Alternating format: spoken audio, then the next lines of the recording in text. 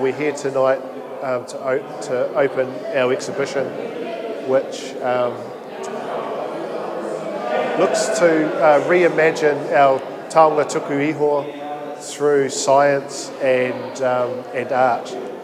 So it's a project that's been going on for a wee while now, and it's based on a pūrākau that was recorded by a man, Arthur Carrington. What we wanted to do was take some research that Dr. Darren King carried out looking at that pūrākau, and what he was able to do through some core sampling was to determine that in the last 2,000 years 3 tsunami events had taken place here in the Wairau.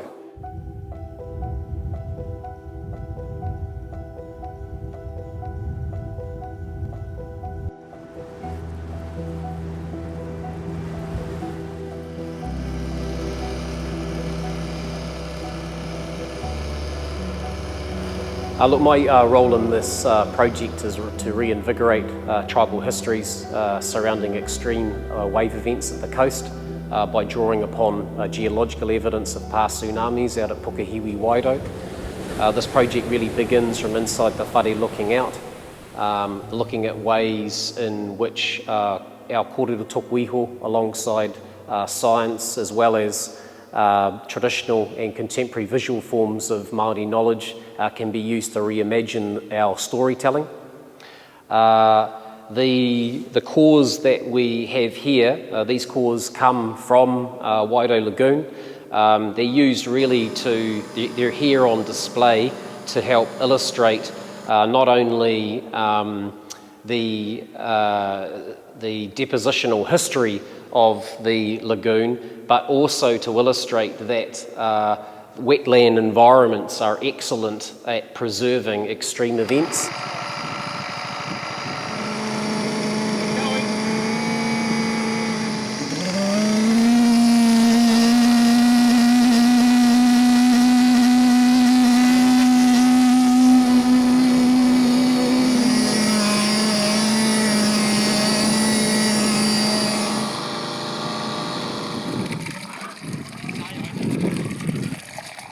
And then I'll put a plug in the top. Right. That's basic. Just that one to bring it across.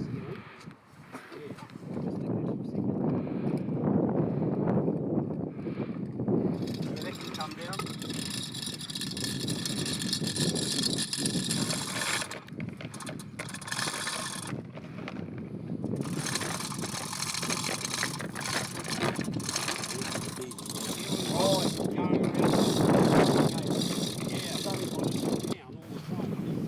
The sediment cores that we have here on display, these come from out at Wairau Lagoon, and they're here to illustrate the depositional history of the lagoon.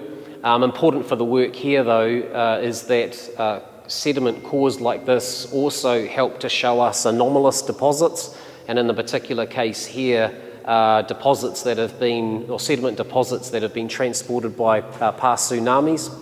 Recent work by GNS and NIWA out at the lagoon found evidence for 3 tsunami events over the past 2,000 years. The most recent one of those being the 1855 earthquake, which involved a rupture of the West Wairarapa Fault, and then a tsunami being generated that rolled over the Wairau Bar and into the lagoon, transporting sediments with it.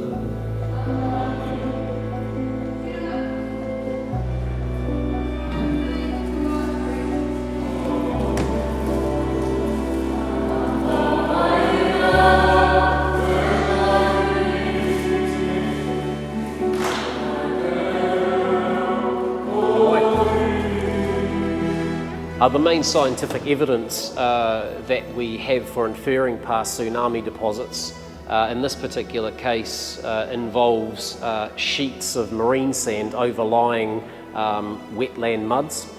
But important for this project is that within those marine deposits we also find evidence of diatoms, deep sea marine and coastal marine diatoms, diatoms being algae. There is a lot of material there. There's some big clasts. So we're gonna just open, and actually what we'll do, we'll bring it this way. Like we'll just bring it down like that, and real slow.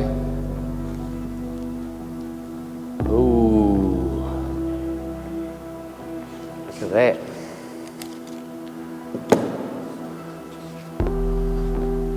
Even though we couldn't find uplift over at Turakirai Head, we actually think we might be looking at rupture of the subduction zone boundary. So something much deeper seated, and so there's a lot more work to go on to try and unravel what might be driving something like this.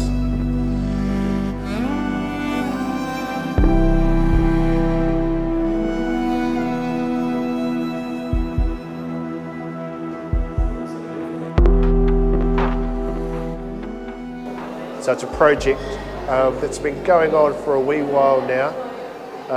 And it's based on a pūrākau that was recorded by a man, Arthur Carrington, in the 1930s, and he had a number of informants, including Hariata Beaton from Kaikoura and our very own Hōhua Peter MacDonald. So the pūrākau talks about a taniwha that lived out at Te Pukahiwi o Kupe, and the taniwha would take the form of a tsunami or tidal wave, and when people were walking past walking along Te Pukahiwi, that taniwha would rise up in the form of a wave and wash the travellers into the lagoons and then later devour them. So the installation is Izzy's impression of diatoms or fossilised algae that were spread over the lower Wairau through a tsunami event. And when you put those fossilised diatoms, those algae, under microscope, they produce that you can see these very beautiful shapes and images and patterns.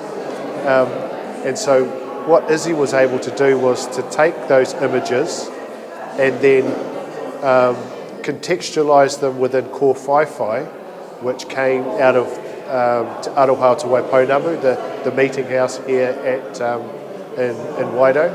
And so what you see on the wall are his impressions of those diatoms, those fossilised algae that were deposited across the Wairau as a result of a tsunami event.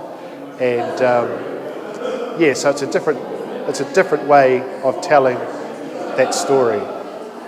Yeah. You know how we're thinking about changing these into pigments? Yep.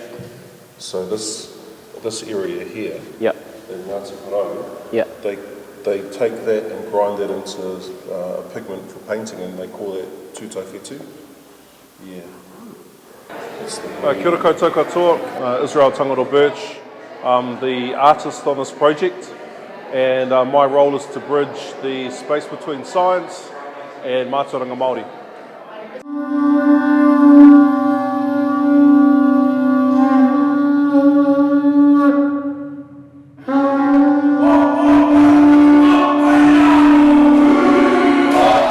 The style is bringing together two forms, which are the scientific diatom forms and also the patterns that are found within our whare whakairo, which are called whaiwhai.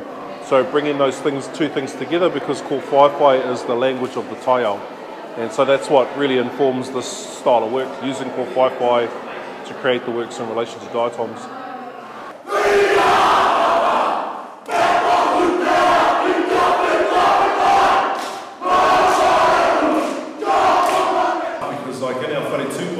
We have Ko Whaiwhai. So Ko Whaiwhai, right, is the visual language of the taiao. So what happens? So it's important when you're thinking about mātauranga Māori to go back to the source, and for Māori our source of knowledge is the whare whakaaro, carved meeting house or whare tupuna, ancestral house. So it's important that we went to Omaka to connect to the visual language of ko whaiwhai.